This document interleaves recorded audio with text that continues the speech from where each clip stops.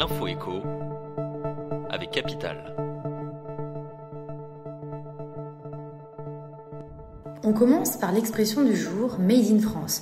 Aujourd'hui s'ouvre à Paris le salon du Made in France.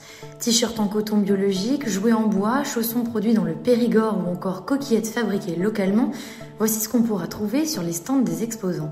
Mais entre les étiquettes Origine France, Made in France ou Design français, difficile de savoir ce qu'il en est véritablement.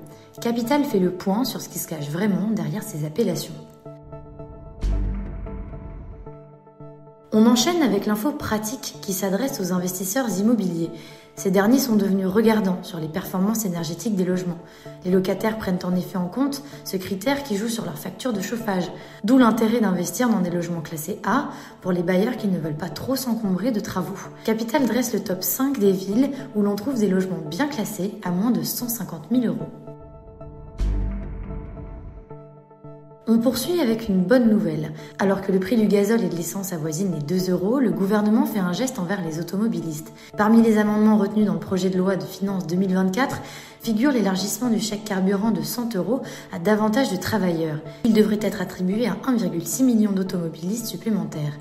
Ainsi, 60% des personnes utilisant leur véhicule personnel pour le trajet entre leur domicile et leur travail pourront bénéficier de cette indemnité.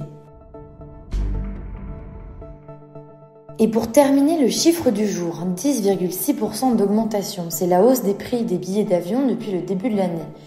Une majoration à mettre sur le compte des augmentations récentes du prix du kérosène, a expliqué la Fédération nationale de l'aviation et de ses métiers.